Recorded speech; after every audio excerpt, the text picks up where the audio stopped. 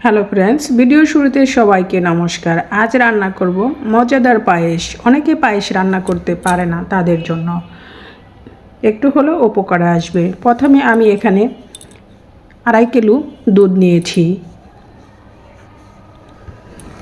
দুধের ভিতরে দিয়ে দিলাম গোটা তেজপাতা আর 3টা এলাচ। এটা দিয়ে এখন ভালো করে দুধটাকে জ্বালিয়ে নেব। দুধটা ফুটে আসলে এখানে দিয়ে দিব ধুয়ে রাখা পোলাওর চাল। আমি এখানে 2.5 কিলো দুধের জন্য চালের পরিমাপ নিয়েছি আমার হাতের মুঠে 2 মুঠো চাল। এখন দুধ চাল ভালো করে একসাথে জ্বালিয়ে ফুটিয়ে নেব। চালটা ভালো করে দুধের সাথে এভাবেই ফুটে যাবে।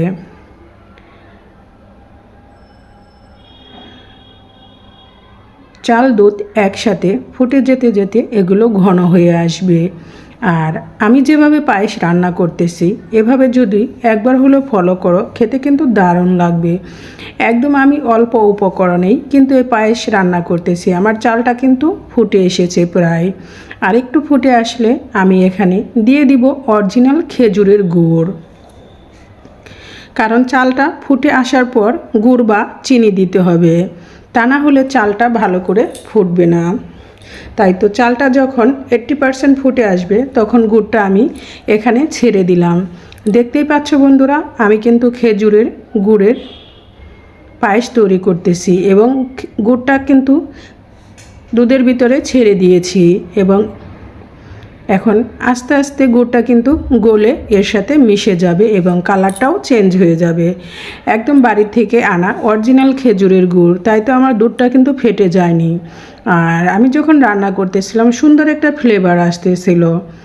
আর এখন যে বাজারে গুড় পাওয়া যায়, দেখা যায় দুধের ভিতর দিলেই দুধটা ফেটে ছানা হয়ে যায়, ওই পায়েস খেতে ভালো লাগে না। আর তোমরা তো দেখতেই পেলে অরিজিনাল গুড় দিয়ে আমি এভাবে তৈরি করে নিচ্ছি। এখন চালটা কিন্তু আবার একটু শক্ত হয়ে গিয়েছে গুড় দেওয়ার পরে, তাই তো চালটা 80% ফুটে আসার পর গুড়টা দিতে হবে। এখন আবার গুড়ের সাথে 3 থেকে 4 মিনিট ভালো করে জ্বালিয়ে নিয়েছি। আমি পায়েসটা চুলা থেকে নামিয়ে নিয়েছি। দেখতেই পাচ্ছ পায়েসটার কালার কতটা সুন্দর, আর খেতে কিন্তু দারুণই আমি হয়েছিল। যারা খেজুরের গুড়ের পায়েস পছন্দ করো, আমার মতো এভাবে রান্না করে নিতে পারো। আর বাজার থেকে গুড় কিনে আনলে গুড়টা অবশ্যই আগে জল দিয়ে জ্বালিয়ে ভালো করে ফুটিয়ে তারপরে ঢেলে দিতে হবে, তা না হলে দুধটা ফেটে যাবে।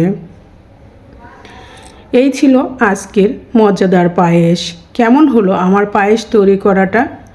অবশ্যই সুন্দর হয়েছে আর খেতে কিন্তু দারুণ সুস্বাদু হয়েছিল। আর ভালো লাগলে অবশ্যই লাইক কমেন্ট শেয়ার করে আমার পাশে থাকবে।